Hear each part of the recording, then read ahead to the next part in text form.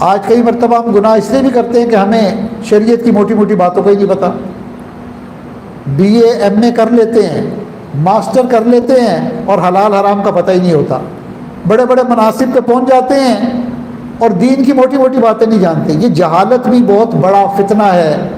اور اس میں کیا ہوتا ہے کہ جاہل بندے کو احساس بھی نہیں ہوتا کہ میں گناہ کر رہا ہوں. اس لیے علم کا سیکھنا فرض ہے. اتنا علم سیکھنا کہ جس سے حلال اور حرام پتہ چل جائے، جائز اور ناجائز کی حدود واضح طور پر پتہ چل جائے، اور جن چیزوں کے بارے میں کوئی اشکال ہے، کوئی اشتباہ ہے، تو آدمی کے اندر یہ پکی عادت ہو کہ وہ فوراً علماء سے رجوع کر کے ان سے پوچھ کر قدم اٹھائے.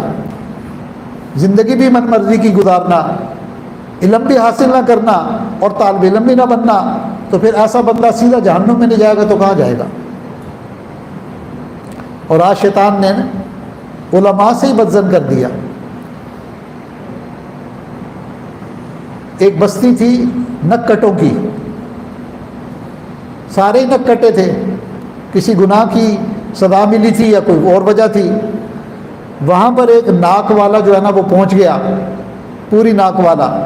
اب سب نے سیٹیاں بجانی شروع کر دی، ہوٹنگ شروع کر دی، دیکھو جی ناکو آ گیا، ناکو آ گیا، ناکو آ گیا. اور وہ بیچارہ حیران کہ بھی میں نے کیا کیا ہے.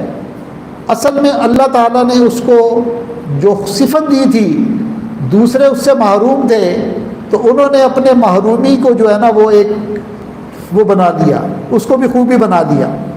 آج بھی ایسا ہی ہے کہ جہالت چونکہ ماحول میں، معاشرے میں عام ہے.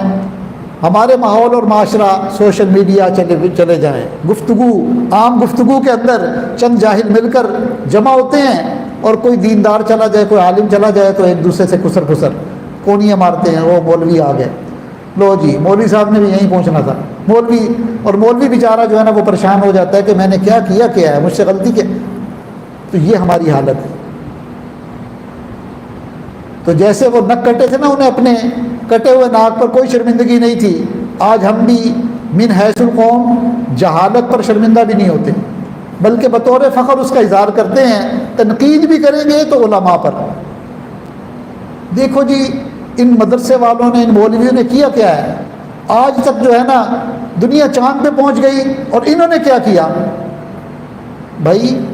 انہوں نے قرآن اور حدیث کا علم حاصل کیا، انہوں نے آپ کے ایمان کو بچانے کی محنت کی، انہوں نے کلمہ نماز کی محنت کی، انہوں نے موت کے وقت آپ کو نماز جنازہ پڑھانے کی ذمہ داری ادا کی. دوسری بات یہ کہ چاند پر پہنچنے کی ذمہ داری تو انہوں نے اٹھائی نہیں تھی، ٹھیک ہے نا. انہوں نے تو ذمہ داری اٹھائی تھی علم دین حاصل کرنے کی.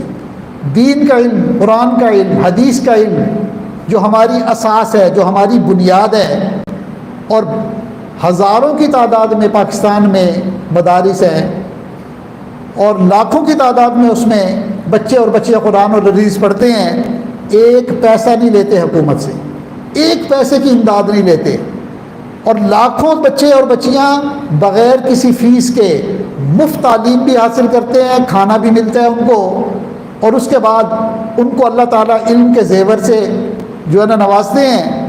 اور یہ کالج والے، یونیورسٹیوں والے جو کروڑوں کی نہیں اربوں کی گرانٹ لیتے ہیں اور کھربوں کی فیسیں وصول کرتے ہیں، 16 سال بچوں کی زندگیاں برباد کرتے ہیں، اور ایک سوئی تک تو یہ بنا نہیں سکے آج تک. انہوں نے کیا بنایا ہے؟ یہ ہمیں تانے دیتے کہ چاند پر تم نے کیا کیا ہے، تم نے تو پڑھا بھی اسی لیے تھا، ڈگری بھی تمہارا یہ کام تھا، تم خود ایک سوئی ایجاد نہیں کر سکے، اور تانے مدرسے کے بچوں کو دیتے ہو، علماء کو دیتے ہو. تو شیطان نے ایک فضا ایسی بنا دی ہے کہ جو ہمارے محسن تھے ان کی برائیاں اور ان کے عیب بیان کرو تاکہ ہمیں اپنی کمی کا احساس نہ ہو. یہ اللہ تعالیٰ کی طرف سے پکڑ ہوتی ہے، پھر ایسے لوگوں کو توبہ کی توفیق بھی نہیں ملتی. اس لیے ان علماء کا ہم ادب کریں، ان طلباء کا ادب کریں. ہم ان کے پاؤں کی خاک بھی نہیں ہیں. میں سچ کہتا ہوں، میں قسم کھا کر کہنے کے لیے تیار ہوں کہ اللہ کی قسم، یہ جو مدارس میں پڑھنے والے علماء طلباء ہیں، ہم ان کے پاؤں کی خاک کے برابر بھی نہیں. انہی کی برکت سے شاید اللہ ہماری مغفرت فرما دے، انہی کی برکت سے شاید اس وقت ہم اجتماعی عذاب سے بچے ہوئے ہیں. دو تین چیزیں ہیں، ایک دعوت و تبلیغ کا کام ہے، ایک یہ مدارس کے طلباء، اور ایک یہ جو چند اللہ والے کہیں بیٹھ کر اللہ اللہ سکھاتے ہیں، یہ چند کام ہی تو ہیں جن کی وجہ سے آج ہم ان فتنوں سے بچے ہوئے ہیں، ان مصیبتوں سے بچے ہوئے ہیں۔ اس لیے اگر دل میں اہل اللہ کی تعظیم میں کمی ہے، علماء میں سے کسی عالم کے بارے میں دل میں عناد یا بغض ہے، تو اس گناہ سے بھی ہمیں توبہ کرنے کی ضرورت ہے، کیونکہ آج توبہ کے عنوان پر بات ہوئی ہے، تو ہم کئی دفعہ بہت سے گناہوں سے توبہ کر لیتے ہیں، مگر عالم دین کی تحقیر اور اہانت جو کفر تک پہنچا دیتا ہے، جس پر موت کے وقت کلمہ نصیب نہیں ہوتا، اس کو ہم گناہ ہی نہیں سمجھ رہے۔ اس لیے اس گناہ سے بھی توبہ کریں کہ ہم نے اہل علم کا قدردان بننا ہے، یا تو ہم خود عالم بنیں، عالم خود نہیں بن سکتے تو طالب علم بنیں، تبھی ہماری نجات ہوگی، اس کے علاوہ کوئی صورت نہیں۔ یا خود عالم بن جائیں یا طالب علم۔ طالب علم کا مطلب یہ کہ بھئی جو مسئلہ نہیں آتا، ہم طالب صادق بن کر ادب کے ساتھ عالم سے پوچھ لیں، جی مجھے ذرا یہ سکھا دیں، مجھے یہ بتا دیں آپ کی میں۔ آج کل تو عالم سے مسئلہ بھی پوچھتے ہوئے چار باتیں بتا رہے ہوتے ہیں کہ جی میرا علم تو بہت زیادہ ہے، میں آپ پر احسان کر رہا ہوں، میں آپ سے یہ مسئلہ پوچھ رہا ہوں۔